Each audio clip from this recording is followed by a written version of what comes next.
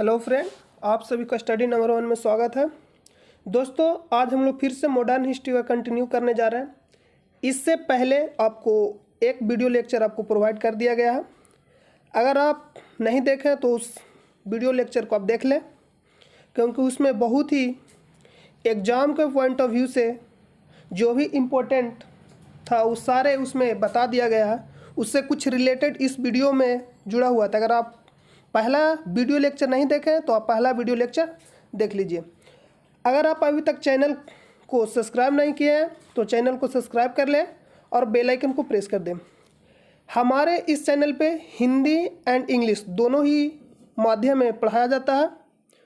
आप अभी English medium के जो भी मतलब छात्र छात्रा हैं, जो भी वो NCERT क्लास 8 हिस्ट्री क्लास का जो भी मतलब NCERT क्लास 8 से संबंधित जो भी MCQ इम्पोर्टेंट है, जो CBSE के हैं, उनको मतलब सारे मतलब जितना भी क्लास 8 का हिस्ट्री सारा कंप्लीट करा दिया गया है चैप्टर।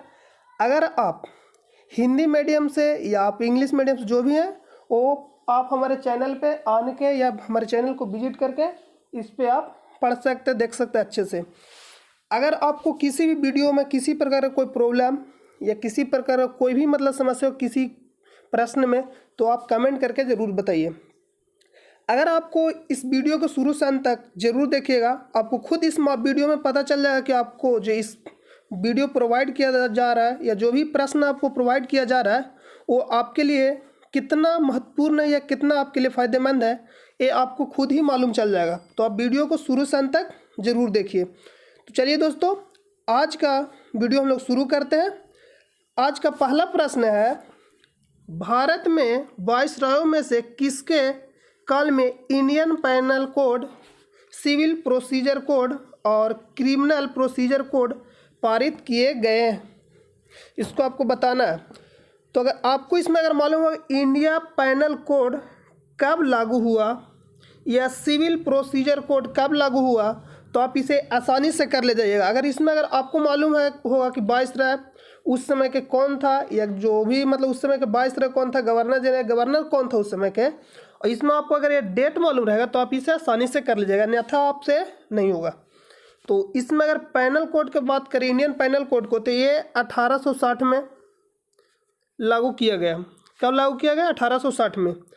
अगर सिविल प्रोसीजर कोड की बात करें तो ये हो गया आपका 1859, मतलब इससे 1 साल पहले इसको लागू किया गया था।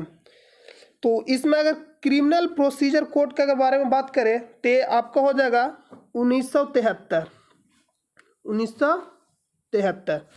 अगर आपको इसमें ये मालूम है कि लॉर्ड मेयो का कार्यकाल, अगर हम लोग लॉर्ड आपका मेयो का कार्यकाल की बात करें तो आपका हो गया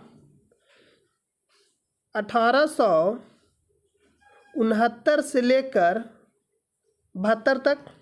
अगर आप इसमें लॉर्ड डलहौजी के बारे में देखिएगा तो इसको आपको पहले वीडियो जो आपको वीडियो लेक्चर दिया गया है उसमें इसको बारे में जो भी मतलब इम्पोर्टेंट तथ्य है उसके बारे में आपको बहुत ही डिटेल से बताया गया उसमें। अगर आप पहला वीडियो लेक्चर नहीं तो आप पहला वीडियो लेक्चर जरूर देखिएगा। अगर ये लॉर्ड डलहौजी के बारे में बात करें तो इसका कार्यकाल हो गया 1848 से 56। अगर आप इसमें बात करिएगा लॉर्ड कैनिंग, तो इसमें जो कैनिंग है, जो जैसे ही लॉर्ड डलहौजी जाता है इसके बाद इसको किसको बनाया जाता है? लॉर्ड कैनिंग को। तो जो कैनिंग था ये 1856 से लेकर 62 तक। और इसमें लॉर्ड डफरिन, तो डफरिन आपको मालूम ही होगा, तो इसमें हो गया लॉर्ड डफरिन। तो डफरिन के समय में ही कांग्रेस का स्थापना किया गया था। तो इसका जो कार्यकाल होगा आपका 1884 से लेकर 1888 तक। 1888 तक। इसमें आपको ये मालूम हो गया सारे जो इंडियन पैनल कोड था 1860 में लागू हुआ था। सिविल प्रोसीजर जो कोड था 1800 आपका हो गया 59 में लागू हुआ था। कब लागू हुआ था? 1859 में। और क्रिमिनल जो प्रोसीजर कोड पारित किया गया था वो किया गया था आपका, कब किया गया था? 1973। कब किया गया था? 1973। तो ओए आप अगर देखिएगा ध्यान से तो इसमें पूछ रहा है कि निम्नलिखित में से निम्न वायसराय में किसके काल में इंडियन पैनल कोड कोमा है, तो आप अगर ए को इग्नोर करिएगा तो इसमें आपको पता चलेगा 1859 और ए आपका कितना हो गया 1860, 1860 ए 1859 या 1860 को देखिएगा तो जो इस समय का जो कार्यकाल था किसका था, लॉर्ड कैनिंग का। इसका जो कार्यकाल था कब से कब तक था, तो जो लॉर्ड कैनिंग था जो ये 1856 से लेकर 62 तक रहा। ये कब तक रहा, 1856 से लेकर 1862 तक रहा। जो इंडियन पैनल जो कोड था ये 1860 में लागू किया गया। कब लागू किया गया, 1860 में। अगर इसमें आप प्रोसीजर कोड की बात करेगा तो जो ए था कब था लागू किया गया था, 1859 में। तो देखिएगा कि इसी का समय में लॉर्ड कैनिंग के ही समय में इंडियन पैनल कोड और सिविल प्रोसीजर कोड को लागू किया गया। तो इसका राइट आंसर हो जाएगा ऑप्शन नंबर सी। अगर लॉर्ड कैनिंग के बारे में हम लोग बात करें तो ये भारत का प्रथम वायसराय था। ये क्या था, भारत का राष्ट्र से पूछेगा कि भारत का प्रथम वायसराय किसे बनाया गया था, तो आप क्या बताइएगा, लॉर्ड कैनिंग। इसी के समय में जो 1857 का जो क्रांति था लॉर्ड कैनिंग के ही समय में 1857 की क्रांति हुई थी। तो आपको ये प्रश्न क्लियर हो गया होगा। तो चलिए हम लोग नेक्स्ट प्रश्न में चलते हैं। निम्नलिखित में से ब्रिटिश सरकार का वह गवर्नर जनरल कौन था जिसने भारत में डाक टिकट शुरू किया। तो आपको मालूम होगा जो लॉर्ड डलहौजी था, ये लॉर्ड डलहौजी के बारे में वीडियो जो लेक्चर वीडियो नंबर 1 था उसमें आपको बहुत ही अच्छे तरह से बताया गया, आप उसको ज़रूर देखिएगा। तो जो लॉर्ड डलहौजी था जो इसका कार्यकाल था कब से कब तक था, तो 1848 से लेकर ये 56 तक रहा। 1848 से लेकर कब तक रहा, 56 तक। और जो ये कहा था डाक टिकट जो ये शुरू किया गया था ये आपका हो गया 1854 में। जो 2 पैसे में सारे मतलब पूरे कहीं भी आप डाक टिकट इसको आप भेज सकते थे 2 पैसे में। तो जो 1854 में शुरू किया गया था, आप देखिएगा ध्यान से, जो 1848 और 56 के बीच में ही 1854 आता है। तो इसमें आपका राइट आंसर क्या जाएगा, ऑप्शन नंबर ए लॉर्ड डलहौजी। इसी के समय में 1853 16 अप्रैल 1853 को पहली बार ट्रेन चलाया गया। कब चलाया गया, 16 अप्रैल 1853 को पहली बार ट्रेन चलाई। किसके कार्यकाल में, लॉर्ड डलहौजी के ही कार्यकाल में। ये क्या था, गवर्नर जनरल उस समय था भारत के। अगर हम लोग इसमें बात करें और ऑप्शन के बारे में तो इसमें जो लॉर्ड विलियम बेटिंग है जो इसका कार्यकाल था 1828 से लेकर ये आपका हो जाएगा 37 तक। कब से कब तक, 1828 से लेकर 1837 तक। अगर आप कैनिंग के बारे में बात करिएगा तो जो इसका कार्यकाल होगा आपका 1856 से लेकर 62 तक। अगर आप लॉर्ड ऑकलैंड के बारे में बात करें तो इसका जो हो जाएगा 1836 से लेकर 42 तक। इसी के समय में आंग्ल अफगान युद्ध हुआ था 1838 से लेकर 1842 तक। 1838 से लेकर 1842 तक किसके समय में, लॉर्ड ऑकलैंड के समय में आंग्ल अफगान युद्ध। तो चलिए हम लोग नेक्स्ट प्रश्न देखते हैं। सती प्रथा का अंत करने तथा ठगी को समाप्त करने का श्रेय किसे जाता है, Lord Dalhousie, Lord William Bentinck, Lord Auckland और लॉर्ड कैनिंग। तो जो इसमें राइट आंसर हो जाएगा आपका, अगर इसमें हम सती प्रथा के बारे में बात करें तो जो सती प्रथा था ये आपका दिसंबर 1828 को समाप्त कर दिया गया। ये कब समाप्त कर दिया गया, दिसंबर 1828 को, जो राजा राम मोहन और लॉर्ड विलियम बेटिंग के सहयोग से। कब किया गया, दिसंबर 1828 को। तो इसमें जो लॉर्ड विलियम बेटिंग के सहयोग से किया, जो लॉर्ड विलियम बेटिंग का जो कार्यकाल था आपका ये हो जाएगा 1828 से लेकर 1835 तक। कब से कब तक, 1828 से लेकर 1835 तक। तो इसका राइट आंसर हो जाएगा ऑप्शन नंबर बी। अगर हम लोग ठगी प्रथा के बारे में बात करें, जो ठगी प्रथा था ये आपका 1830 को किया गया था। कौन, तो वो था कर्नल सलीमन। कौन, कर्नल सनीमन। ये आपको यहाँ लिख कर्नल सनीमन और एक विलियम बेटिंग। कौन कौन? कर्नल सलीमन और एक विलियम बेटिंग के सहयोग से ठगी को समाप्त किया गया और बाल हत्या पर भी प्रतिबंध लगाया गया था। तो इसका राइट आंसर हो जाएगा option number B, Lord William Bentinck. हम लोग डलहौजी के बारे में बात कर चुके हैं। कैनिंग के बारे में मालूम होगा कि 1857 ईस्वी के समय में युद्ध हुआ था। डलहौजी के समय में ये ट्रेन चलाया गया था। ऑकलैंड के समय आंग्ल अफगान युद्ध हुआ था। कब? 1838 से लेकर 1842 तक। तो इसका राइट आंसर हो जाएगा option number B, Lord William Bentinck. कब? लॉर्ड विलियम बेटिंग ने। तो चलिए हम लोग नेक्स्ट प्रश्न पे चलते हैं। निम्नलिखित में से अवध के स्वायत्त राज्य का संस्थापक कौन थे? निम्नलिखित में से अवध के स्वायत्त राज्य के संस्थापक कौन थे? बताना। शुजाउद्दौला, सादत खां, बुरहान उल मुल्क, सफदरजंग, शेर खां। तो इसमें से अगर आप ध्यान से, तो इसका राइट आंसर हो जाएगा ऑप्शन नंबर बी।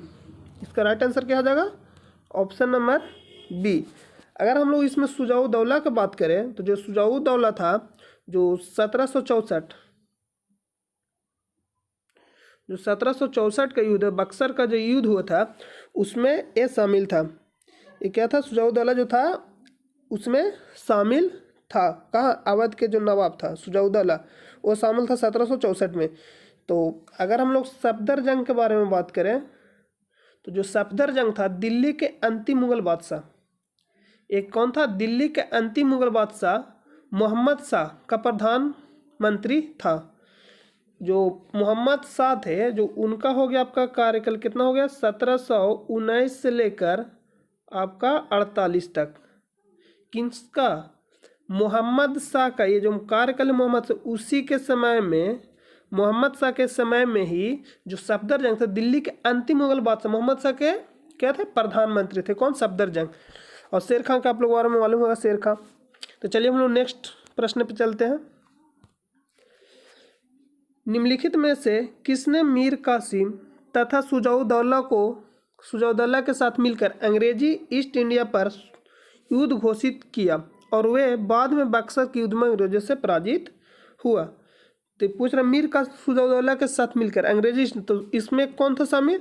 जो मीर कासिम था, ये बंगाल का अबदस्त नवाब था। अबदस्त मतलब हटाया हुआ नवाब था। तो और ये जो शुजाउद्दौला था, ये अवध के नवाब था। और उस समय जो थे, जो कौन? शाह आलम द्वितीय, जो मुगल बादशाह थे। कौन थे? मुगल बादशाह। ये शाह आलम जो द्वितीय थे, उस समय क्या थे? मुगल बादशाह। जब क्या, जो ये जो इसमें जो बात करें बक्सर का युद्ध के बारे में बात करें, जो बक्सर का युद्ध जो 1764 में हुआ था, उसी के ये बात कर रहा है। तो जो 1764 के समय जो ये थे, कौन थे? मुगल बादशाह शाह आलम द्वितीय। जो इनका टाइम पीरियड है, जो शाह आलम द्वितीय का, अगर इसका टाइम पीरियड की बात करिएगा, इनका टाइम पीरियड के बारे में, तो इनका जो टाइम पीरियड 1759 से लेकर ये आपका 1806 तक। कब तक? 1806 तक। तो उस समय क्या थे? मुगल बादशाह थे। तो अगर आपको इसमें फर्रुखसियर आपको मालूम होगा जी, फर्रुखसियर का जो टाइम पीरियड था, ये आपका हो जाएगा 1700 इसका टाइम पीरियड होगा 1713 से 19। सैयद बंधुओं के सहयोग से इसे बनाया गया था नवाब, ये मुगल बादशाह बनाया गया था। नवाब कह रहे हैं। फर्रुखसियर को सैयद बंधुओं की सहायता से कब बनाया गया था? मुगल बादशाह। 1713 से लेकर 1719 तक रहा था। उसके समय कौन था? मोहम्मद शाह। जो उसके बाद कौन था? मोहम्मद शाह। 1719 से लेकर 48 तक। कब तक? 1719 से लेकर 48 तक जो इसका कार्यकाल था, ये हो गया आपका 1712 से लेकर 13 तक, 1 सालों के लिए। इसी के जो जहांदार से जो फर्रुखसियर था, जहांदार शाह को किसके? सैयद बंधुओं के सहायता से क्या कर दिया? हत्या कर दिया था। और फिर एक क्या? मुगल बादशाह बन गया। कौन? फर्रुखसियर। और इस शाह आलम का आपको बताइए देखिए कब से कब तक था। तो ये आपका हो जाएगा 1748 से लेकर 1759 से लेकर 1806 तक। तो इसका राइट आंसर हो जाएगा option number D, Shah Alam द्वितीय। चलिए हम लोग नेक्स्ट प्रश्न पे चलते हैं। ईस्ट इंडिया कंपनी और बंगाल के नवाब के बीच जब प्लासी का युद्ध हुआ, उस समय मुगल सम्राट कौन था? इसमें पूछ रहे ईस्ट इंडिया कंपनी और बंगाल के नवाब के बीच जब प्लासी, आपको पता होगा कि जो प्लासी का जो युद्ध हुआ था ये हुआ था आपका 1757 में। ये कहाँ हुआ था, आपको वीडियो लेक्चर जो 1 दिया गया उसमें आपको बहुत ही अच्छा तरीका से आपको बताएगा प्लासी का युद्ध कहाँ हुआ था। तो जो प्लासी का युद्ध हुआ था ये 1757 में कहाँ हुआ था, प्लासी नामक जगह पे हुआ था जो पश्चिम बंगाल में पड़ता है। कहाँ पड़ता है, पश्चिम बंगाल में। ये गंगा नदी से 32 से 30 किलोमीटर के आसपास में पड़ता है। कौन सा, प्लासी जो जगह है वहीं उसी स्थान पे हुआ था प्लासी युद्ध, जिसमें एक तरफ से कौन था आपका, एक तरफ से हो गया रॉबर्ट क्लाइव और एक तरफ से कौन था, अंग्रेजों की तरफ से रॉबर्ट क्लाइव, वो हो जाएगा सिराजुद्दौला के बीच में हुआ था, जिसमें सिराजुद्दौला की हार हुई थी और रॉबर्ट क्लाइव की जीत हुई थी। उसी के समय से जो बंगाल के प्रथम गवर्नर किसे बनाया था, रॉबर्ट क्लाइव को। तो आपको क्लियर हो गया होगा प्लासी का युद्ध। तो इसमें पूछ रहा है कि उस समय मुगल सम्राट कौन था। तो आपको अगर डेट मान लो 1757 में हुआ था। अगर इसमें मोहम्मद शाह, इसमें आपका हो गया अहमद शाह, मोहम्मद शाह, पहला ऑप्शन अहमद शाह, दूसरा ऑप्शन हो गया अजीमुद्दीन आलमगीर द्वितीय, तीसरा ऑप्शन है मोहम्मद शाह और चौथा ऑप्शन है शाह आलम द्वितीय। तो चलिए हम लोग इन लोगों का टाइम पीरियड का जो है, अगर टाइम पीरियड आपको मालूम रहेगा तो आप इसे आसानी से कर ले जाइएगा। तो अगर मोहम्मद शाह के बारे में बात करें, मोहम्मद शाह का जो टाइम पीरियड था ये 1719 से लेकर 1700 कब तक, 48 तक, 1719 से लेकर 1748 तक रहता है। और अहमद शाह ये 1748 से लेकर 54 तक, कब तक, 54 तक, 1748 से लेकर 1754 तक। अगर हम लोग अजीमुद्दीन आलमगीर, इसको आलमगीर द्वितीय के बारे में अगर बात करें तो जो इसका जो टाइम पीरियड था, इसका टाइम पीरियड 1754 से लेकर 59 तक था। कब तक था, 59 तक। शाह आलम द्वितीय के बारे में हम लोग बात कर चुके हैं पिछले प्रश्न में। जो इसका टाइम पीरियड कब तक था, इसके बाद 1759 से लेकर 1806 तक। कब तक था, 1806 तक। किसका, शाह आलम द्वितीय। यही जो शाह आलम द्वितीय ही था मुगल बादशाह कब, जो 1764 में बक्सर की युद्ध हुआ था।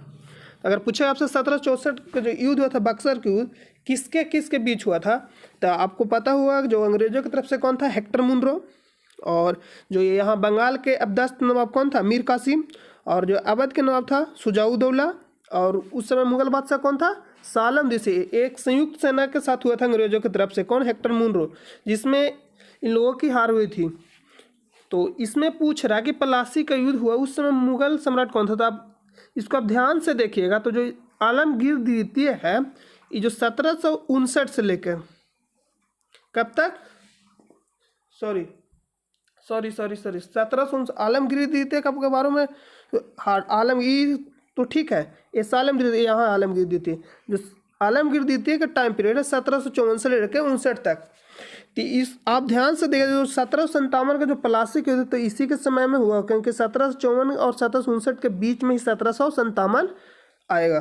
तो इसका राइट आंसर हो जाएगा ऑप्शन नंबर बी, आलमगीर द्वितीय। तो चलिए हम लोग नेक्स्ट प्रश्न पे चलते हैं।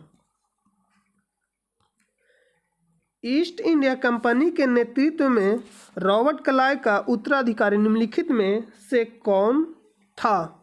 इसमें पूछ रहा है ईस्ट इंडिया कंपनी के नेतृत्व में रॉबर्ट क्लाइव का उत्तराधिकारी निम्नलिखित में से कौन था। तो आपको उत्तराधिकारी का मतलब मालूम ही होगा। जैसे मान लिए कोई मतलब हो गया नवाब है, उसके बाद जो बारिश हो गई जो बेटा वो बनेगा उत्तराधिकारी, मतलब उसका गद्दी पे बैठा, तो वही कहा उत्तराधिकारी निम्नलिखित में से कौन था। तो इसका जो राइट आंसर हो जाएगा option number C, Hastings. Hastings इसका बारेन हेस्टिंग, ये पूरा नाम क्या है, बारेन हेस्टिंग। वो लॉर्ड हेस्टिंग है वो अलग है, और बारेन हेस्टिंग है जो अलग है। लॉर्ड हेस्टिंग अलग है और बारेन हेस्टिंग अलग है। अगर लॉर्ड हेस्टिंग, इसको बारेन हेस्टिंग के बारे में इनका जो कार्यकाल था ये आपका हो जाएगा 1772 से लेकर 85 तक, 1772 से लेकर 85 तक। और बिलेजली के बारे में आपको मालूम ही होगा 1798 से लेकर 1805 तक, 1798 से लेकर ये आपका हो जाएगा 1805 तक। किसका, बिलेजली का। इसी ने ही सहायक संधि लागू किया था। और कर्नवालिस आपका हो जाएगा 85 से 93 तक, 1785 से 93 तक, 93 तक, 1750-93 तक इसी ने अस्थायी बंदोबस्त लागू की थी, मतलब किया था। लास्ट में जब जा रहा था 1793 में तो लागू किया था अस्थायी बंदोबस्त। तो पूछता आपसे कि अस्थायी बंदोबस्त किसने लागू किया, तो आप बताइएगा लॉर्ड कॉर्नवालिस। इसी के समय में जो तीसरा आंग्ल मैसूर युद्ध हुआ था इसी के समय में हुआ था, 90 से 92 के बीच में। और बेलेजली के समय में चौथा आंग्ल मैसूर युद्ध हुआ था। आपको हम पिछले वाले वीडियो में कुछ गलती बता दिया था, आपको शायद लगता है उसमें, तो आप उसको एडिट कर लीजिएगा। जो 1799 में हुआ था युद्ध, चौथा जो आंग्ल मैसूर युद्ध उसके समय में, इसके समय में हुआ था किसके, बेलेजली के समय। शायद हम आपको कॉर्नवालिस बता दिए थे। जो तीसरा युद्ध हुआ था वो कॉर्नवालिस के समय हुआ था। जो तीसरा आंग्ल मैसूर युद्ध हुआ था वो आपका हो जाएगा 1790 से लेकर 92 तक। और जो चौथा आंग्ल मैसूर युद्ध हुआ था वो हुआ था 1799 जो बेलेजली के समय में हुआ था। इसी के समय टीपू सुल्तान की मृत्यु हुई थी और सहायक संधि से समाप्त हुआ था। और इसमें आपको बता रहा है कि ईस्ट इंडिया कंपनी के नीति में रॉबर्ट क्लाइव को उत्तराधिकारी कौन था। इसका तो आपका ऑप्शन नंबर हो जाएगा सी, हेस्टिंग। और विलियम बेटिंग का हम लोग बारे में पीछे बात कर चुके हैं। जो इन्हीं के समय में सती प्रथा का उन्मूलन हुआ और ठगी प्रथा हो गया, और आपको हो जाएगा बाल हत्या, जो भी मतलब तो प्रतिबंध लगा था। अगर ठगी प्रथा के बारे में बात करें तो ये जो हुआ था 1830 में एक कर्नल सलीमन के सहयोग से और विलियम बेटिंग दोनों के सहयोग से क्या हुआ था, ठगी प्रथा का उन्मूलन हुआ था 1830 में। और आपका हो जाएगा 1828 में सती प्रथा, राजा राम मोहन और विलियम बेटिंग के सहयोग से। अगर पूछेगा कि राजा राम मोहन राय को राजा की उपाधि किसने दिया, तो आप बताइए अकबर द्वितीय। जो अकबर द्वितीय का जो कार्य कर रहा था 1806 से लेकर 1800 हो गया आपका 37 तक, 1806 से लेकर 1837 तक किसका, अकबर द्वितीय का जो टाइम पीरियड है। तो उन्होंने ही, अकबर द्वितीय ने ही जो राजा राम मोहन थे उनको राजा की उपाधि दी थी। तो चलिए हम लोग नेक्स्ट प्रश्न में जल्दी, इस प्रश्न का आंसर हो जाएगा ऑप्शन नंबर सी। चलिए हम लोग नेक्स्ट प्रश्न पे चलते हैं। नवाब सिराजुद्दौला एवं ईस्ट इंडिया कंपनी के बीच संघर्ष का प्रमुख कारण था। अंग्रेजों ने सिराजुद्दौला के राजरोहन का विरोध किया, अंग्रेजों ने व्यापार छूटों का दुरुपयोग किया, अंग्रेजों ने बंगाल में फ्रांसीसियों के उपनिवेश चंदनगर पर हमला किया, काला करवास की घटना का होना। तो इसमें पूछ रहा है कि नवाब सिराजुद्दौला एवं ईस्ट इंडिया कंपनी के बीच संघर्ष का प्रमुख कारण क्या था। तो जो इसमें जो सिराजुद्दौला था, तो आपको मालूम है सिराजुद्दौला था उसमें, तो ईस्ट इंडिया कंपनी जो था उसको मतलब कुछ अंग्रेज छूट दिया था। तो वो जो छूट दिया था तो जो अंग्रेज लोग थे, जो मतलब अंग्रेज लोग थे, उन्होंने क्या किया, दुरुपयोग मतलब उसको मतलब दुरुपयोग करना शुरू कर दिया। जो जैसे मैं आपको मान लीजिए कोई मतलब छूट दे दिया, जैसे फ्री में मान लीजिए आपको कुछ दे दिया, तो आप उसको क्या करना शुरू कर दिया, दुरुपयोग। तो उसी के कारण ये क्या था, ये जो नवाब सिराज ईस्ट इंडिया कंपनी के बीच संघर्ष हुआ था।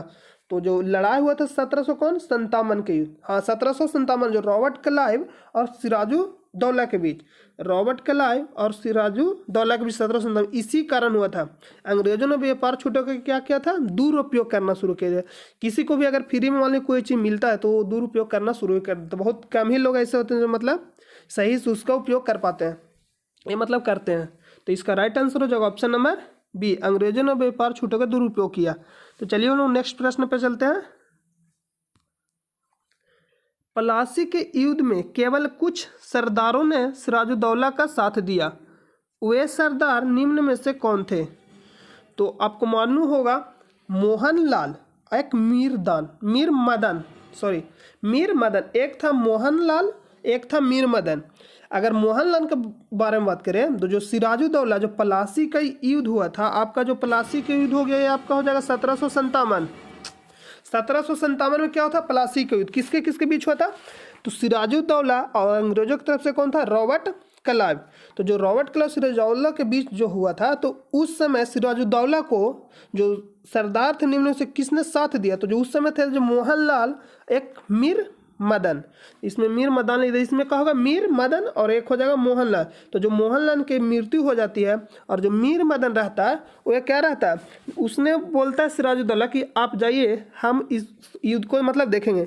तो जो उस समय जो सिराजुद्दौला रहता है वहाँ से जाने लगता है तो जाते समय ही इसके रास्ते में क्या होता है, मतलब मृत्यु है, तो इसे मार दिया जाता है। किसको? सिराजुद्दौला को। तो इससे आपको पूछ रहा है कि सिराजुद्दौला का साथ दिया, तो आपका हो जाएगा मोहनलाल और एक हो जाएगा मीर मदन, जिसमें मोहनलाल की युद्ध के समय ही मृत्यु हो जाती है। तो इसका आंसर हो जाएगा 1 और 4। तो ऑप्शन नंबर 1 का हो जाएगा सी। इसका ऑप्शन नंबर होगा सी, राइट आंसर 1 और 4। चलिए हम नेक्स्ट प्रश्न पे चलते हैं। काल कोठरी यानी ब्लैक होल की घटना जिसमें 146 में से 123 लोग एक छोटी कोठरी में बंद कर दिए जाने के कारण मर गए थे, कहाँ घटी थी? तो आपको मालूम होगा जो घटना हुआ था ये आपका 1756 में हुआ था। तो ये कहाँ हुआ था? एक जो काल कोठरी जगह का नाम है जो पड़ता कहाँ? कोलकाता में, जिस कलकत्ता भी आप बोला जाता था पहले। तो ये कहा जाए कलकत्ता में पड़ता। जो काल कोठरी जो जगह का नाम था जिसको हम लोग ब्लैक होल कहते हैं, कहाँ पड़ता? कलकत्ता में। कब हुआ था? 1756 में हुआ था। तो जो 1756 जिसमें पूछ रहा है, जो सिराजुद्दौला था उसी ने क्या कर बंद कर दिया था, जिसमें 146 लोग थे, मतलब उनमें से 123 लोग एक छोटी कोठरी में बंद कर दिए जाने के कारण मर गए। और उसमें से आपको पूछा कितने लोग जीवित रहे, मतलब जिंदा रहे, तो आप बताइएगा 23 लोग। आपको से ये भी पूछा जाता है कितने लोग बच गए थे, तो आप बताइएगा 23 लोग। आप यहाँ से घटा भी लीजिएगा, अगर याद रहेगा दोनों कोई भी डेटा आपको 2 को याद है, कितने लोग को बंद किया गया था और कितने लोग बच गए, तो आप ये बता सकते हैं कितने लोग मर गए, मतलब 2 डेटा आपको याद रहना चाहिए। तो इसमें पूछ रहा है कि किस स्थान पे हुआ, तो जो ये पड़ता है कहाँ पड़ता है? कलकत्ता। तो ऑप्शन नंबर हो जाएगा क्या? डी। ऑप्शन नंबर क्या हो जाएगा? डी, कलकत्ता। तो चलिए हम लोग नेक्स्ट प्रश्न पे चलते हैं। प्लासी के युद्ध के बाद भारत के लिए स्वायत्त दुख की काली रात का आरंभ हुआ, यह किस बांग्ला कवि के कथन है? तो आपको मालूम हुआ जो एक बोले थे नवीन चंद्र सेन, इन्होंने कहा था जो प्लासी के युद्ध के भारत के लिए एक स्वायत्त दुख की काली रात का आरंभ हुआ, ये किसने कहे थे? तो ये आपका हो जाएगा ऑप्शन नंबर ए, नवीन चंद्र सेन, राइट आंसर। अगर आप बंकिम चंद्र चटर्जी के बारे में बात करें तो आपको मालूम होगा इन्होंने ही वंदे मातरम लिखी थी। कौन? बंकिम चंद्र चटर्जी। जो आपसे पूछता है कि पहली बार राष्ट्रीय गीत किस कांग्रेस अधिवेशन में मतलब गाया गया था, तो आपको मालूम होगा 1896 में ये पहली बार कोलकाता अधिवेशन में गाया गया था। कहाँ? कोलकाता अधिवेशन में गाया गया था। कब? 1896 में। तो किसने लिखा था? बंकिम चंद्र चटर्जी। और इसमें अगर आप बात करें सी, जो रविंद्रनाथ टैगोर है, इनको हो गए 1913 में भारत के पहले व्यक्ति हैं जिनको नोबेल पुरस्कार दिया। भारत नहीं, ये एशिया के पहले व्यक्ति हैं जिनको नोबेल पुरस्कार दिया गया था। कब? 1913 में। और इन्होंने लिखे थे राष्ट्रीय गान, राष्ट्रीय जनगण, मतलब जो राष्ट्रीय जो गान है उन्होंने जो रविंद्रनाथ टैगोर थे इन्होंने ही लिखे थे कि सर जो राष्ट्रीय गान है जनगण मन। तो जो अगर पूछेगा राष्ट्रीय गान किस अधिवेशन में गाया गया था, तो बोलिएगा कोलकाता अधिवेशन में। अगर पूछेगा आपसे कब, तो आप बताइएगा 1911। कब गाया गया था? तो 1911 में। जो जनगण मन था जो पहली बार 1911 में गाया गया था, किस अधिवेशन में? कोलकाता अधिवेशन में। उस समय उसकी जो अध्यक्षता कर रहे थे, आपसे पूछ सकता पंडित विश्व नारायण धर। तो चलिए इसका राइट आंसर हो जाएगा ऑप्शन नंबर ए, नवीन चंद्र सेन। तो हम नेक्स्ट प्रश्न में चलते हैं। किस इतिहासकार ने 1765 ईस्वी से 1772 ईस्वी तक कंपनी के राज को द्वैत शासन काल को डाकुओं का राज की संज्ञा दी है? तो इसमें आपका राइट आंसर हो जाएगा, इसमें पूछ रहा है जादूनाथ सरकार, के एम पनिकर और एक हो जाएगा ताराचंद। तो इसका राइट आंसर हो जाएगा के एम पनिकर। तो इन्होंने ही बोले थे कि किस मतलब 1765 ईस्वी से 1772 ईस्वी तक कंपनी के राज को द्वैत शासन काल को डाकुओं का राज की संज्ञा दी थी। तो आपको मालूम होगा जो 1765 जो टाइम पीरियड है रॉबर्ट क्लाइव, इन्होंने 1765 में पहली बार द्वैत शासन लगाया था। कब लगाया था? 1765 में। पूछता है आपसे कि द्वैत शासन कब लगाया गया था, तब बताइएगा 1765 में। किसने लगाया? तो आपका हो जाएगा रॉबर्ट क्लाइव। और कब से कब तक चला? तो 1765 से लेकर 1772 ईस्वी तक। अगर आपसे पूछता कि द्वैत शासन कब हटाया गया, किसने हटाया, तो 1773 में जो वारेन हेस्टिंग था उसने ही ये जो द्वैत शासन इसको हटा दिया। तो अगर पूछे किस मतलब 1773 का जो रेगुलेटिंग एक्ट था उसी के द्वारा द्वैत शासन को समाप्त कर दिया गया। किसने किया? तो वारेन हेस्टिंग ने। कब किया? तो 1773 में। और पूछे कब से कब तक चला? 1765 से लेकर 1773 तक। अगर आपसे पूछे द्वैत शासक के जनक किसे कहा जाता है, तो लियोनेस कार्टियस को द्वैत शासक का जनक कहा जाता है। अगर पूछे भारत में किसने द्वैत शासन लगाया, तो आप बताइए रॉबर्ट क्लाइव। ये जो रॉबर्ट क्लाइव था इसको प्रथम गवर्नर जनरल था। कहाँ के? बंगाल के, जो 1757 में बनाया गया था। कब? 1757 बनाया, जो 1760 तक रहा पहली बार, और दोबारा जब आया जो 1765 से लेकर 1767 तक।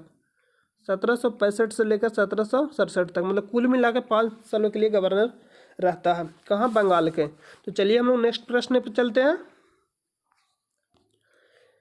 सुरक्षा प्रकोष्ठ नीति संबंधित है। तो सुरक्षा प्रकोष्ठ नीति जो संबंधित है, जो आपको मालूम हुआ, जो बंगाल के जो प्रथम गवर्नर जनरल, जो बंगाल के प्रथम गवर्नर जनरल कौन था? Lord Warren Hastings. तो उसने ही सुरक्षा प्रकोष्ठ नीति से संबंधित है। तो वारेन हेस्टिंग को जो अगर आप पूछेगा आपसे अगर वारेन हेस्टिंग के बारे में, तो आपको जो कार्यकाल हो जाएगा, जो इनका जो कार्यकाल होगा आपका 1772 से लेकर 1785 तक। 1772 से लेकर 1785 तक। तो 2 सालों के लिए मतलब गवर्नर रहते हैं। और उसके बाद 1773 का रेगुलेटिंग आता है, उसके द्वारा इनको क्या बना दिया जाता है? Governor general. कहाँ के? बंगाल के। तो अगर पूछे आपसे बंगाल के प्रथम गवर्नर जनरल कौन थे, तो आप बताइएगा वारेन हेस्टिंग। तो और जो 1773 का जो रेगुलेटिंग आया था उसी के द्वारा जो द्वैत शासन था उसको समाप्त कर दिया। किसने समाप्त किया था? तो वारेन हेस्टिंग ने समाप्त किया। और जो 1773 रेगुलेटिंग एक्ट के द्वारा ही मतलब उच्च न्यायालय का स्थापना किया गया। कहाँ? कोलकाता में। कहाँ किया गया था? कोलकाता में। आपसे जो जितने भी प्रश्न आपसे एग्जाम में पूछा जाता है तो आप इसे जरूर याद रखिएगा। तो चलिए हम लोग, और इसके जो उच्च न्यायालय जो स्थापना किया गया था कोलकाता में, उसके जो पहले एलिजा एम्पे, कौन थे? एलिजा एम्पे, जो मुख्य न्यायाधीश जिसको बोला जाता है वो थे एलिजा एम्पे। तो जिसका राइट आंसर हो जाएगा option number A, Warren Hastings. आपको लॉर्ड डलहौजी के बारे में बता दिया गया, जो इसका कार्यकाल था ये आपका हो जाएगा 1848 से लेकर 56 तक। इसी के समय में पहली बार 16 अप्रैल 1853 को क्या पहली बार ट्रेन चलाया गया था। कहाँ? मुंबई से थाने। और पूछा दूरी पूछ लिया तो 34 किलोमीटर। कहाँ से कहाँ? मुंबई से थाने। तो दूरी कितना था दोनों के बीच? तो 34 किलोमीटर। और लॉर्ड हेस्टिंग के बारे में बात करें तो इसका जो कार्यकाल था आपका हो जाएगा, इसका जो कार्यकाल था जो 1813 से लेकर 1823 तक था। इसी के समय आंग्ल नेपाल युद्ध 1814 से 1816 के बीच में होता है। और अगर आपसे बात करेंगे हेनरी लॉरेंस, तो हेनरी लॉरेंस से कोई खास मतलब उतना नहीं थे, एक प्रकार ब्रिटिश मतलब अधिकारी थे हेनरी लॉरेंस। तो आपको क्लियर हो गया होगा। तो चलिए हम लोग नेक्स्ट प्रश्न में चलते हैं। इस प्रश्न का आंसर हो जाएगा option number A, Warren Hastings. तो चलिए हम लोग नेक्स्ट प्रश्न में चलते हैं। इलाहाबाद की संधि 1765 के बाद रॉबर्ट क्लाइव ने मुर्शिदाबाद का उप दीवान किसे बनाया? तो आपको मालूम होगा कि इलाहाबाद की संधि, जो प्रथम संधि थी इलाहाबाद की, वो हुआ था 12 अगस्त 1765 को। किसके किसके बीच होता? रॉबर्ट क्लाइव और रॉबर्ट क्लाइव और जो शाह आलम द्वितीय थे उनके बीच हुआ था प्रथम संधि। इलाहाबाद की प्रथम संधि 12 अगस्त 1765 को शाह आलम द्वितीय और रॉबर्ट क्लाइव के बीच हुआ था। तो उसमें पूछ रहा कि क्लाइव ने मुर्शिदाबाद का उपदीवान किसे बनाया? तो जो इसमें अगर आपको हम बात करें तो जिसमें राजा सिताब राव को ये बिहार के उपदीवान बनाए गए थे। कहाँ के? बिहार के। मोहम्मद रजा खां, जो मोहम्मद रजा खान थे, इसमें पूछा कहाँ का आपका मुर्शिदाबाद को दीवान किसे बनाया गया था। तो इसमें आपका राइट आंसर हो जाएगा, इसमें आपका राइट आंसर मोहम्मद रजा खान, मोहम्मद रजा खान। और सॉरी रुकिए एक मिनट, आपका मोहम्मद, जो इसमें राय दुर्लभ थे, वो आपका हो गया उड़ीसा के। अगर पूछेगा उड़ीसा के किसे दीवान बनाया गया, तो ये आपका क्या हो जाएगा, राय दुर्लभ। और इसमें अगर बचे ऑप्शन ए और डी, सैयद गुलाम हुसैन, सैयद गुलाम हुसैन, तो ये आपका राइट आंसर हो जाएगा सैयद गुल। माइंड से क्लिक कर, आप इसे एक बार देख लीजिएगा, आप इसे एक बार देख लीजिएगा। तो चलिए आप इसे देखकर हमको कमेंट करके बताइए इसका जो राइट आंसर है क्या होगा।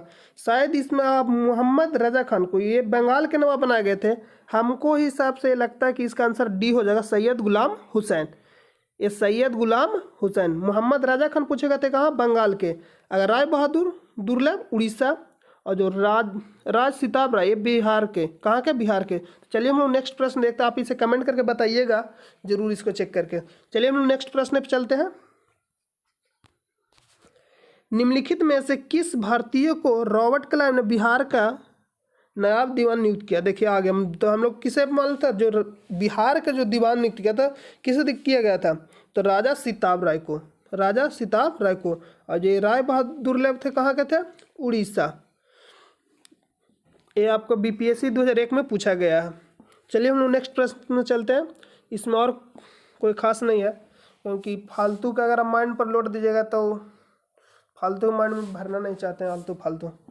तो जो भी मतलब एग्जाम के पॉइंट ऑफ व्यू से इम्पोर्टेंट है, आप उसे ही मतलब इसमें आपको डिस्कस कराया जाता है। तो चलिए हम लोग नेक्स्ट प्रश्न में चलते हैं। रंजीत सिंह ने सुप्रसिद्ध कोहिनूर हीरा प्राप्त किया था।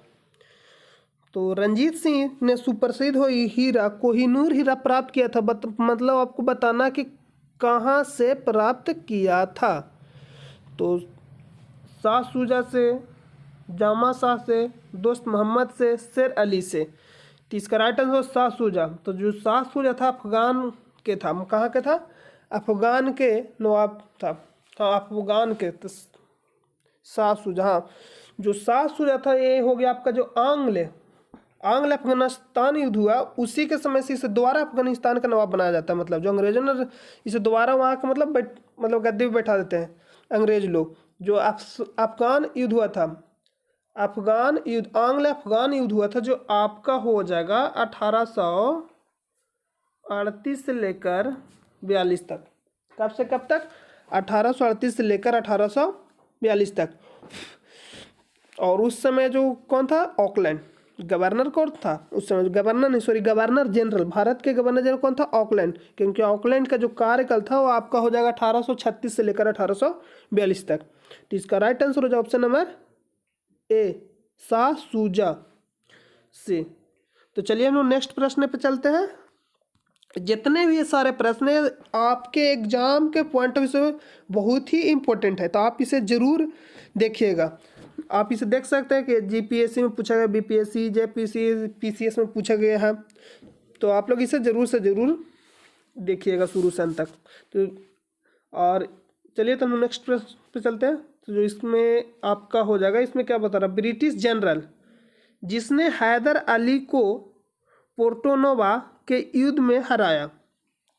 तो जो ब्रिटिश जनरल जिसने हैदर अली को पोर्टोनोवा के युद्ध में हराया, तो सर आयर कूट। इसका राइट आंसर हो जाएगा option number B, Sir Hector Munro की अगर बात करें तो जो 1764, कब, 1764, जो सर हेक्टर मुनरो, जो 1764 का जो युद्ध हुआ था, बक्सर के जो युद्ध हुआ था, किसके बीच, अंग्रेजों की तरफ से कौन था, सर हेक्टर मुनरो, और संयुक्त सेना के जो तीनों संयुक्त सेना उन लोगों के बीच में हुआ था, क्या, बक्सर के 1764 में, बक्सर नंबर जगह पे। और जो सर आयर कूट था, इसी के समय बांडीवास का युद्ध हुआ था, जो अंग्रेजों की तरफ से था, सर आयर कूट। जो कब हुआ था बांडीवास का युद्ध, जो आपका बांडीवास का युद्ध हो जाएगा आपका जो 1760 में हुआ था। कब हुआ था, 1760 में बांडीवास के, किसके, अंग्रेजों फ्रांसीसियों के बीच। जो फ्रांसीसियों की हार होती है और पूरी तरह से क्या होता है, समाप्त हो जाता है, मतलब भारत में उन लोगों का साथ शासन। तो चलिए इसका राइट आंसर है ऑप्शन नंबर बी, सर आयर कूट। चलिए हम नेक्स्ट प्रश्न पे चलते हैं। जो भी मतलब आपके एग्जाम के पॉइंट ऑफ व्यू से इंपॉर्टेंट है, उस जितने भी आपको प्रश्न है या जितने भी आपको ऑप्शन है वो सारे आपको बता दिया जाएगा। और जो एग्जाम पॉइंट ऑफ व्यू से नहीं आपको फालतू के मतलब आप माइंड पे लोड दिए तो फालतू का कचरा भर जाएगा। इसलिए चलिए हम लोग नेक्स्ट प्रश्न पे चलते हैं। महाराजा रंजीत सिंह के उत्तराधिकारी थे, महाराजा रंजीत सिंह के उत्तराधिकारी थे हरी सिंह नलवा, खड़क सिंह, शेर सिंह, नौनिहाल सिंह। तो ये आपका आंसर हो जाएगा महाराजा रंजीत सिंह। इसका राइट आंसर हो जाएगा ऑप्शन नंबर बी। तो खड़क सिंह को ही महाराजा जो रंजीत सिंह थे, अगर महाराजा रंजीत सिंह के बारे में बात करें तो बंगाल के क्या थे, पंजाब शेर पंजाब के नाम से जाने जाते थे। क्या जाने जाते थे, शेर ए पंजाब, शेर पंजाब के नाम से जाने जाते हैं। कौन, महाराजा रंजीत सिंह को। अगर आपसे पूछे शेर पंजाब किसे कहा जाता है तो आप बताइएगा महाराजा रंजीत सिंह को। तो इसका right answer option number B, Khadak Singh. तो चलिए हम नेक्स्ट प्रश्न पे चलते हैं। निम्नांकित में से कौन सुमेलित नहीं है। आपको बताना है कि जो दिया गया उसमें से कौन सुमेलित नहीं है, मतलब गलत आपको चुनना है। तो आपको मालूम होगा कि स्थायी बंदोबस्त लॉर्ड कॉर्नवालिस ने ही लागू किया था। कब लागू किया था, 1793 में। अगर लॉर्ड कॉर्नवालिस के बारे में बात करें जो इसका कार्यकाल था, ये आपका हो जाएगा 1785 से लेकर 93 तक। और आपका अगर लॉर्ड वेलेस्ली जिसने ही सहायक संधि लागू किया था, आपको मालूम है 1798 में। जो इसका कार्यकाल हो जाएगा 1798 से लेकर 1805 तक। और इसमें आपको लॉर्ड हेस्टिंग, तो लॉर्ड हेस्टिंग द्वितीय आंग्ल मराठा युद्ध। तो आपको मालूम होगा कि द्वितीय जो आंग्ल मराठा युद्ध था कब हुआ था, तो ये आपका ये युद्ध हुआ था जो लॉर्ड हेस्टिंग। तो ये युद्ध हुआ था द्वितीय आंग्ल मराठा युद्ध।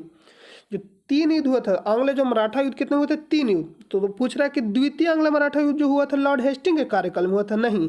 जो द्वितीय आंग्ल मराठा युद्ध हुआ था वो आपका हो जाएगा 1775 से लेकर, मतलब वारेन हेस्टिंग के समय में हुआ था। और यहाँ दिया हो लॉर्ड हेस्टिंग।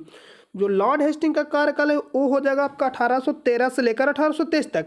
जो आंग्ल नेपाल युद्ध हुआ था कब हुआ था, 1814 से लेकर 16 तक। कब, 1814 से लेकर 16 तक आंग्ल नेपाल युद्ध के समय था। ये लॉर्ड हेस्टिंग गवर्नर जनरल। ये कब से कब तक रहा था, 1813 से लेकर 1823 तक, 10 सालों के लिए, मतलब 10 सालों के लिए। तो इसमें आपसे पूछ रहा था द्वितीय आंग्ल मराठा युद्ध के समय तो लॉर्ड वारेन हेस्टिंग था, तो लॉर्ड हेस्टिंग होगा नहीं। तो आपसे पूछा कौन सुमेलित नहीं है, तो इसका राइट आंसर हो जाएगा ऑप्शन नंबर सी। जो द्वितीय आंग्ल मराठा युद्ध की बात करें तो ये आपका हो जाएगा 1775 से लेकर 82 तक। कब तक, 1775 से 82 तक। इसी के समय में क्या होता है, सॉरी वो तो आंग्ल मैसूर युद्ध में होता है, हैदर अली की मृत्यु। ये तो द्वितीय आंग्ल मराठा युद्ध था। ये युद्ध होगा 1775 लेकर 82 तक। अगर आप बात करें लॉर्ड विलियम बेटिंग, लॉर्ड मतलब वेटिंग के बारे में, तो जो आपको बताए थे पिछले वाले प्रश्न में आपको कि 1829 का 17वां रेगुलेशन इसी के समय में आया था। कब आया था, इसी के समय में, जो 1829 का 17वां, 1829 सॉरी 1828 यहाँ देना चाहिए थी इसको, 1828 का। तो ये भी सही है 1829। तो इसका राइट आंसर हो जाए option number C, Lord Hastings, द्वितीय आंग्ल मराठा युद्ध। तो आपसे पूछा कौन सुमेलित नहीं है। अगर आपसे पूछे द्वितीय आंग्ल मराठा युद्ध के समय जो भारत के गवर्नर जनरल कौन थे, तो आप बताइएगा वारेन हेस्टिंग। अगर आपसे पूछेगा वारेन हेस्टिंग का कार्यकाल तो आप बताइएगा आपका हो जाएगा 1772 से लेकर 85 तक। अगर आपसे पूछा जाएगा कि लॉर्ड हेस्टिंग का कार्यकाल कब था तो आप बताइए 1813 से लेकर 1823 तक। और इसी के समय आंग्ल नेपाल युद्ध हुआ था 1814 से लेकर 1816 तक। तो चलिए हम लोग नेक्स्ट प्रश्न पे चलते हैं। अगर आपको ऐसे ही अगर आप और वीडियो देखना चाहते हैं तो आप हमारे चैनल को सब्सक्राइब करिए और हमारे चैनल से जुड़िए। आपको बेहतर से बेहतर मतलब वीडियो प्रोवाइड किया जाएगा। अगर आपको किसी तरह से कोई प्रॉब्लम या किसी तरह से मान लीजिए कि कहीं आपको लगता है गलती है, या गलती हो भी सकती है, क्योंकि हम लोग भी आप लोग की तरह, हम लोग भी तो रोबोट तो है नहीं, तो गलती मतलब हो सकती है, तो आप हमें कमेंट करके ज़रूर बताइएगा। कि यहाँ मतलब प्रॉब्लम जो भी मतलब प्रॉब्लम आपको रहता है या किसी भी वीडियो में या किसी भी प्रश्न में प्रॉब्लम हो तो आप हमें कमेंट करके ज़रूर बताइएगा। तो चलिए इसका राइट आंसर हो जाएगा ऑप्शन नंबर सी। चलिए हम नेक्स्ट प्रश्न पर चलते हैं। किस सिख गुरु ने विद्रोही राजकुमार खुसरो की सहायता धन एवं आशीर्वाद से की थी? इसमें पूछ रहा है किस सिख गुरु ने विद्रोही राजकुमार खुसरो की सहायता धन एवं आशीर्वाद से की थी? तो आपको मालूम होगा कि जो इसमें आपका हो जाएगा गुरु अर्जुन देव। क्या हो जाएगा आपका? गुरु अर्जुन देव। इसमें पूछा किस सिख गुरु ने विद्रोही राजकुमार खुसरो की सहायता की, खुसरो की सहायता धन एवं आशीर्वाद से की थी? तो जो आपको मालूम है जो सिखों के पांचवें गुरु कौन थे? आपको जो पिछले वाला ये जो वीडियो दिया गया था, जो पिछले वाला जो लेक्चर था, उसमें जितने भी सिखों के गुरु हैं वो सारे का आपको क्रम बता दिया गया। अगर आप नहीं देखे तो आप वो जो पिछले वाला वीडियो लेक्चर है वो आप जरूर देखिएगा उसको, क्योंकि उसमें बहुत ही इंपॉर्टेंट जितने भी मतलब टर्म थे वो सारे बता दिया गया है वहाँ। तो इसमें आपसे पूछ रहा है कि राजकुमार खुसरो की सहायता धन एवं आशीर्वाद से की थी। तो जो आपको मालूम होगा जो सिखों के पांचवें गुरु कौन थे? अर्जुन देव। अगर पूछेगा सिखों के पांचवें गुरु कौन थे तो आप बताइएगा अर्जुन देव। अगर आपसे पूछेगा गुरु हरगोविंद ने, एक गुरु गोविंद सिंह और गुरु हरगोविंद और गुरु गोविंद से अलग है। अगर ये 10वें गुरु हैं, कैवें गुरु? गुरु गोविंद सिंह 10वें।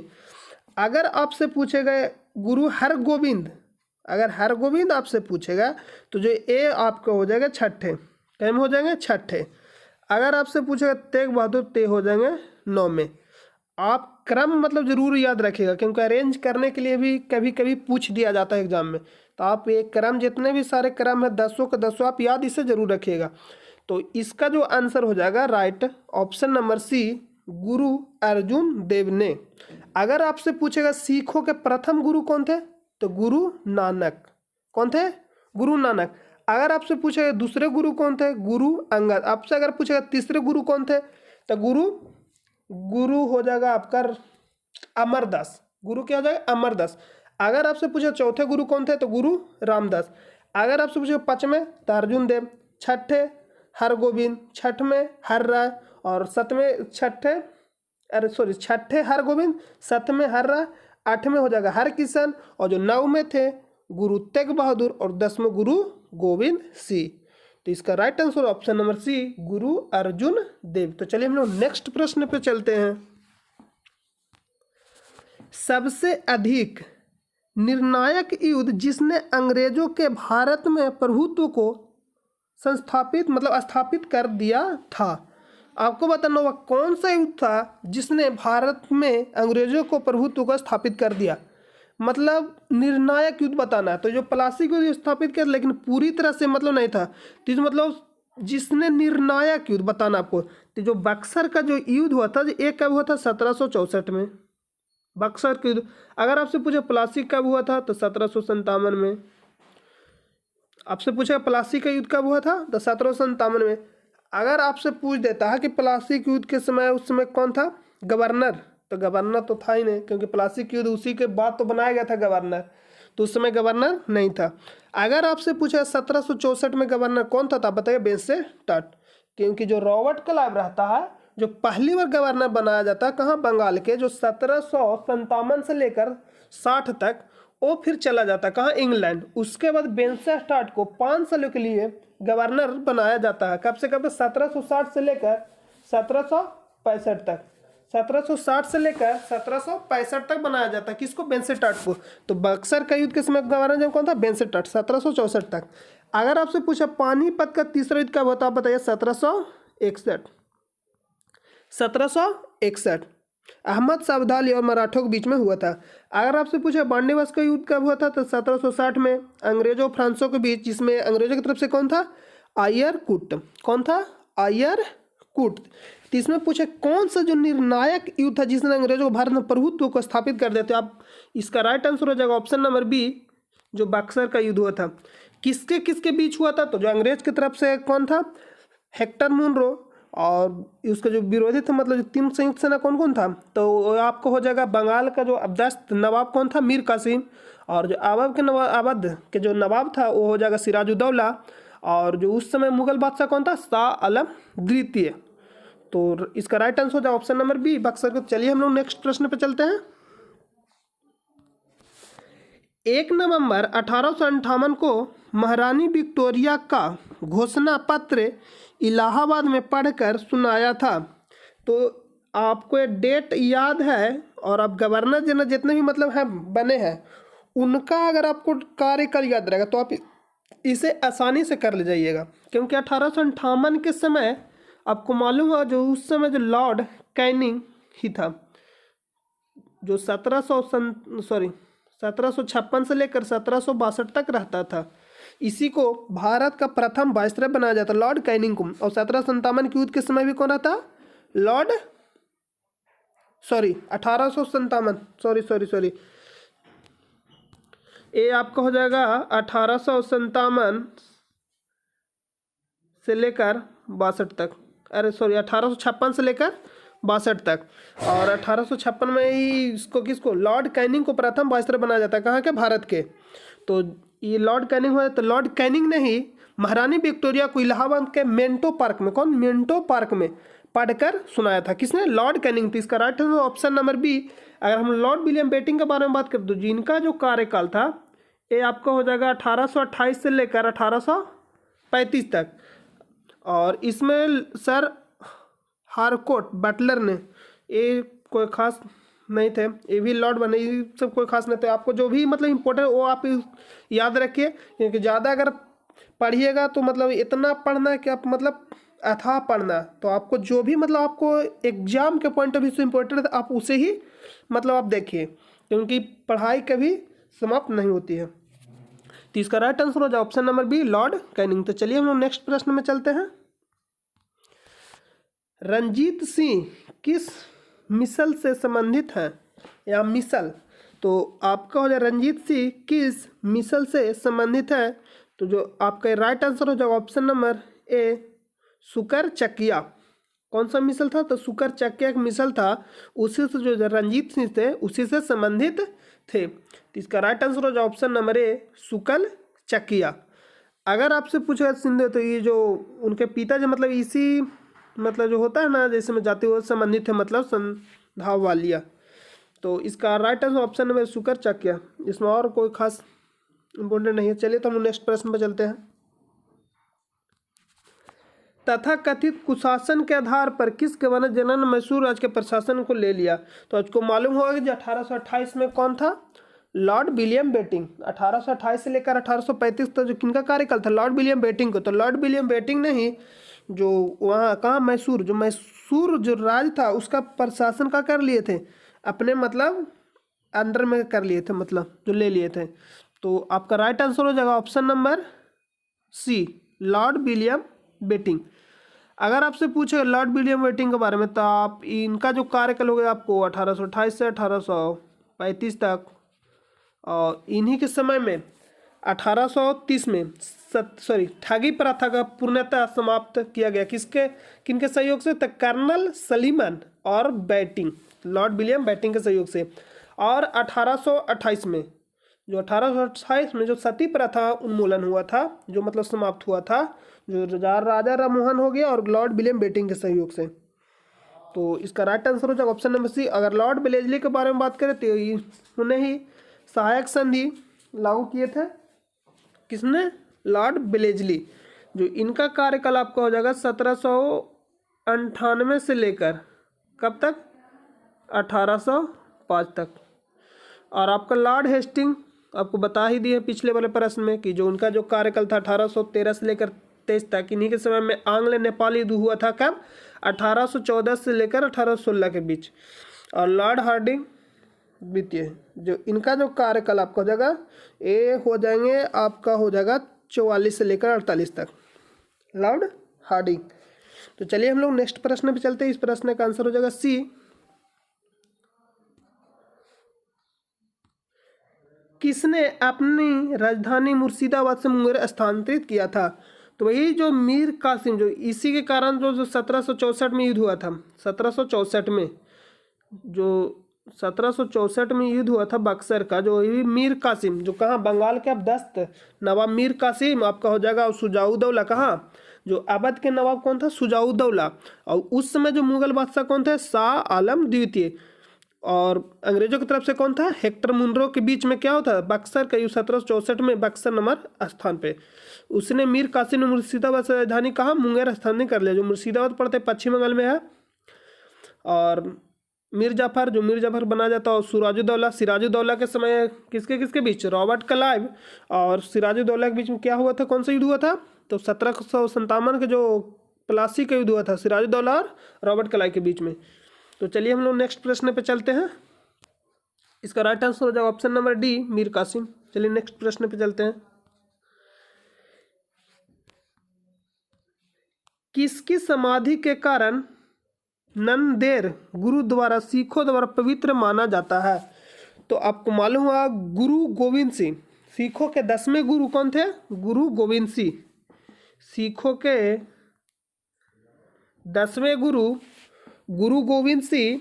और जो नंदेर गुरुद्वारा जो ये कहाँ पड़ता है? MP, sorry Maharashtra. जो नंदेर पड़ता है आपका, जो नंदेर है ये कहाँ पड़ता है? महाराष्ट्र। ये कहाँ पड़ता है? महाराष्ट्र में। और गुरु गोविंद सिंह जो सिखों के 10वें गुरु थे, इनका ही जो समाधि है वहाँ कहाँ? नंदेर में। जो पूछेगा कहाँ पड़ता है? महाराष्ट्र में। तो इसका राइट आंसर हो जाएगा ऑप्शन नंबर डॉक्स, गुरु गोविंद सिंह। और गुरु रामदास के बारे में बात करें तो कैमे गुरु थे सिखों के? चौथे गुरु। कैमे गुरु? चौथे। और गुरु अर्जुन देव ये आपके 5वें हो जाएंगे। गुरु अंगद ये आपके दूसरे हो जाएंगे। और गुरु गोविंद सिंह तो 10वें गुरु थे। सिखों के कैमे गुरु थे? 10वें और अंतिम गुरु थे।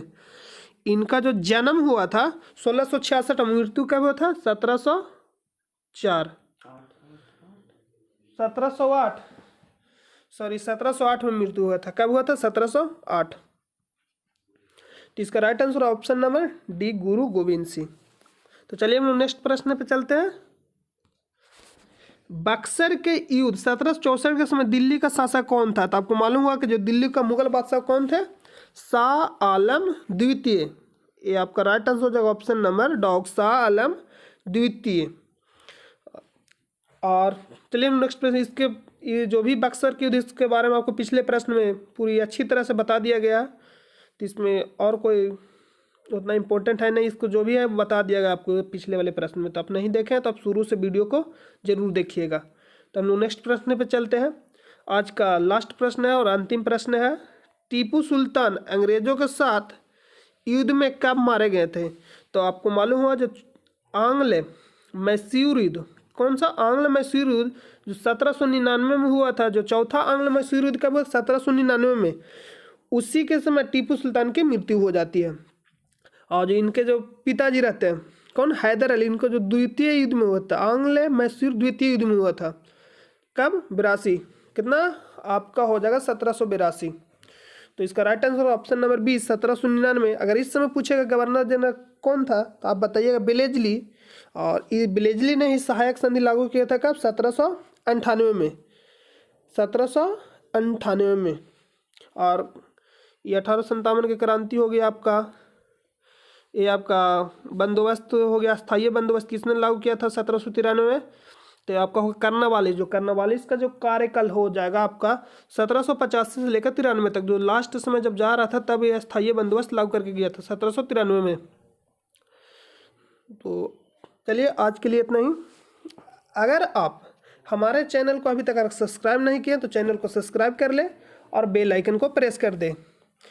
अगर आपको किसी तरह से किसी प्रकार के अगर आपको वीडियो में प्रॉब्लम लगता है, या जितने भी सारे हमारे यूट्यूब चैनल का मतलब वीडियो, जो भी हमारे चैनल के वीडियो है उसमें अगर आपको किसी तरह का प्रॉब्लम लगता है या कोई भी प्रश्न में, तो आप हमें कमेंट करके ज़रूर बताइएगा।